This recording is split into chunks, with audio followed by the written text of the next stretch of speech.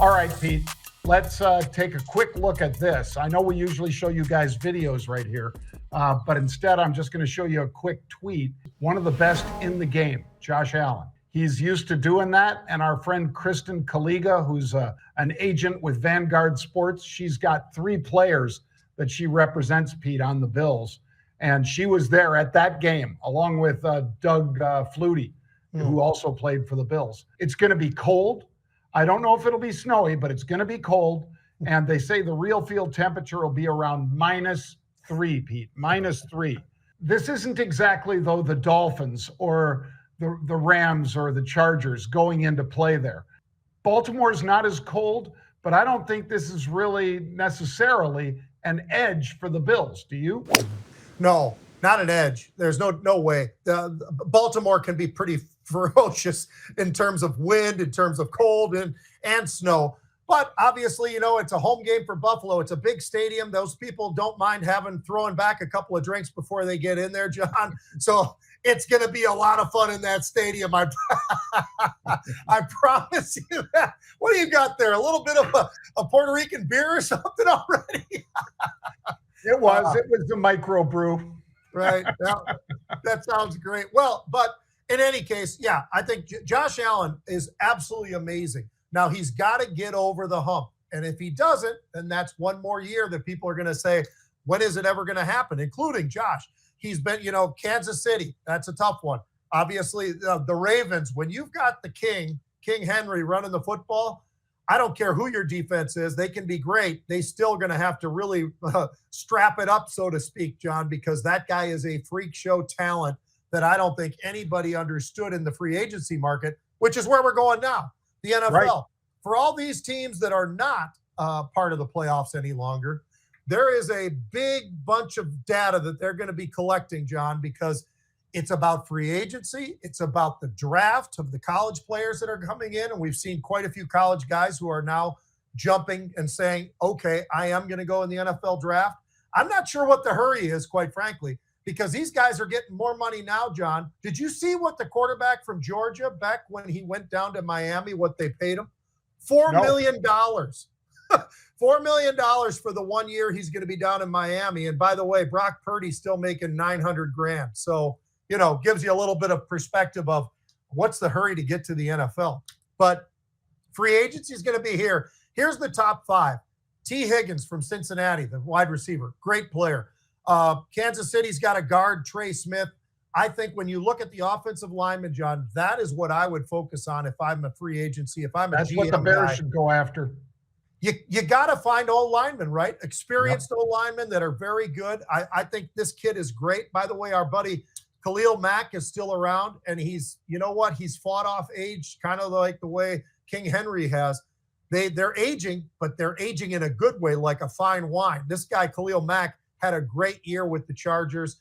So what we're looking at is we're seeing a lot of edge rushers that are in that top 5. I think that's interesting. Some receivers, John, I will say it again and again and again. If you want to waste your money on a receiver that is this much different than the rest of the receivers, the other 25 or 30, I think it's crazy. I think when you find a running back, and look at Saquon, look at the year that he has had for Philadelphia. Look at the year that King Henry's having down there at Baltimore. I mean, I think that is, if you go through all the teams in the playoffs, you're going to find teams that run the football. That's what people need to be looking for, is who are the running backs? Forget the receivers. You can draft a guy in the 2nd or 3rd round. It's not a whole lot different than the guys in the 1st round or some of these free agents. So I think that's the way I would go. Do you agree, or do you think I'm playing it down far too much about these receivers? Because I look at JJ and the Vikings receivers. Yeah, they're great. They really are. Maybe the best group of 3 in the NFL. But look where we are right now because we don't really have a great running game. Right. Well, Pete, if you're Cincinnati and you want to win, you probably need to re-sign that receiver, but you also should go out and get Garrett Bowles, this offensive tackle from the Broncos, because the kid's a beast. He plays. He's like, believe it or not, Pete, he's from Walnut Creek, California, where you and I used to hang when we'd go out and see our brother Paul play at the University of Cal Berkeley. And then subsequent to that, just going out and enjoying ourselves at Cal. But yeah, this kid can play, and he's huge. He's 6'5", pro measured 6'5", Pete, like 310, and he is one of the best pass blockers in the NFL.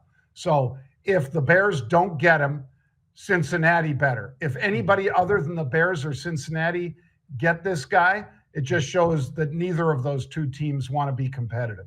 Right. Yeah. These GMs, I just don't understand how they don't see what we see oftentimes, though. Like, you better have a defense. Look at Burrow, as good as he is, and one of the best seasons the best season he's ever had. And they didn't really go anywhere. Why is that? Well, because they got no defense. They can't stop anybody. They can put 27, 28 points on the board, but the defense is going to give up 31. I mean, that to me says that there's a bit of a problem, and you've got to do some improving on that. How about this, John? NCAA college football. Now, it's Thursday. We don't do a show on Friday. We've got, I believe, is it the 20th is Monday, right? So it's going to be a lot of fun because that is also the game for the first college football championship series with 12, right? So you've got Ohio State going up against Notre Dame. And just looking at what everybody is talking about, I get it why everybody is on the Ohio State side. There's something about Notre Dame, though, and what Marcus Freeman has done with the talent that they've got as well, John. Now, it doesn't mean that they win the game, but I think that I don't know why they couldn't. I mean, everybody that put up on them, other than Northern Illinois early in the season, and that was a huge hiccup, and they turned it right off of that. And maybe that was their point in time, kind of like Michigan for Ohio State. Yeah. Kind of made them all of a sudden decide, well, let's see, we're going to beat Tennessee, 42 points we put up on. We put 41 on Oregon. We put another 28 on Texas. They went through the gauntlet of teams, right? From the SEC, Tennessee and Texas, the Oregon with the Big Ten. They went through them all, and they looked fantastic, but they didn't look very good against Michigan. I'll tell you what, if they played by any chance like they did against Michigan, against Notre Dame, that game ends up, it turns into a blowout. Yeah. I think. So I don't know. I think a lot of people are sleeping on Notre Dame. It's an 8-point spread. What do you think? What does Notre Dame got to do? Well, Notre Dame's just got to put their helmets on, Pete, and play, because this is the number 2 defense in the whole country in terms of averaging points per game against them. People don't score on Notre Dame. So that portends exactly what you said about Michigan. Against Michigan, Ohio State could not score. Mm-hmm. I mean, they were making mistakes. They were getting stopped. They were getting punts blocked and whatever else. I mean, if that happens, you're right. Notre Dame could dance through this thing. But the reason that it's an 8-point game for Ohio State, which might be a little rich, Pete, is that these guys have Will Howard, Jeremiah Smith, the freshman phenom, who, if he could come out, would. But he can't, of course, because he's a true freshman. And then the running back, Travion Henderson or something like that. They can put up points on anybody. Now, they haven't played Notre Dame's defense yet. So if that defense shows up and really shows up, I'm with you. Notre Dame easily beats the spread. However, if those receivers, running backs, and Will Howard do what they've been doing in the playoffs so far, yeah, hands down, they should be an 8-point favorite. Yep. All right, lastly, we got one more. We got a little bonus for sports on this Thursday since we're not around tomorrow. Here's the bonus. The NBA's got a competitor, John. I mean, the NBA, who's, by the way, as we've talked about, their ratings are in the crapper. They've been dropping. You go back 5 years, 10 years, whatever time frame you almost want to go. These guys have really been dropping. They don't have the Michael Jordans of the world anymore. Now they've got a bunch of guys that are sitting out. And you know what? And they think that's okay. And so because of that, I think the fans are speaking pretty loudly about what they think about what's going on in the NBA and load management and all the crap that goes with it. So somebody's out there who wants to raise $5 billion in private capital. And they've got UBS, they've got Evercore, they've got all these different folks. They want to raise all this money. Here's the thing that's puzzling to me, though, John. They want 6 men's teams 6 women's teams, and they're going to be in 8 cities. I don't know what the hell these guys are talking about. They maybe can prove you and I wrong because I see you shaking your head. But I don't get it. I don't get it at all. I mean, I played in one of these leagues. I played in a spring football league that actually had pretty good success enough that the NFL got kind of scared and they bought it, and they ended up turning it into NFL Europe. And, that didn't work out either. But I don't know how this is going to work. I'm looking at the NBA, John. I mean, the NFL's had the USFL, the World Football League, the World League of American Football. They've had all these spring leagues and everything else, right? Some of them got a little bit of traction, some didn't. But in the NBA, are you kidding me? I don't even like just how the formation of what they're trying to start with doesn't even make sense to me. How about you? Well, I think they're smart to only have 6 teams, Pete. Mm-hmm. I think they're stupid to have women. And that's not to say that women don't deserve a league, but the WNBA loses bank every year, even with Caitlin Clark, even with Angel Reese. So if you've got the most recognizable people of the last quarter century for women's basketball, and you're still hemorrhaging money, let somebody else write that check. Yeah. I think, Pete, that if you just did a 6-team league, you could, a 6-team competitive league against the NBA, you could make some traction. And if you pick the right cities and you got lucky with a player or two, you could have a real competitive league. And then sort of like the NFL, NFC versus AFC, and it's all part of the NFL. The AFL, of course, came and was a big competitor, signed Joe Namath and all that kind of stuff, and declared themselves a real league.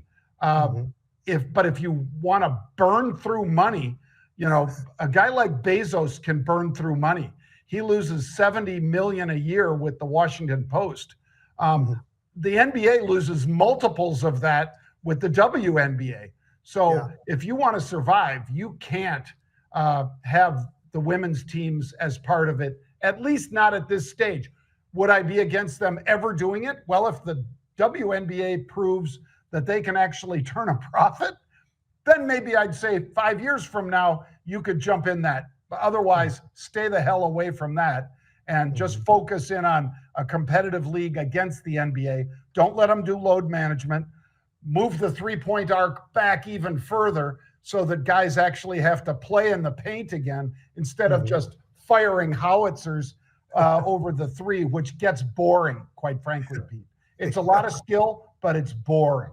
Yep. Well, and the ratings speak volumes, right? I mean, all you've got to do is look at the ratings, and people can say, well, but this or that. No, not this or that. It is what the ratings are. And I think if ESPN had to do it again, they probably wouldn't have paid the kind of money that they paid for the NBA. But it is what it is. And you know what? ESPN's big boy. They've got a lot going on in football, so they got plenty of cushion on the money side of that whole thing. Yep. Well, folks, we appreciate all of you. Make sure that you put a heart or a like on any of the socials that we put out with the stocks, the sports, or whatever it might be. And we'll be back here for you Monday at 1 p.m. Eastern Time. We'll see you then.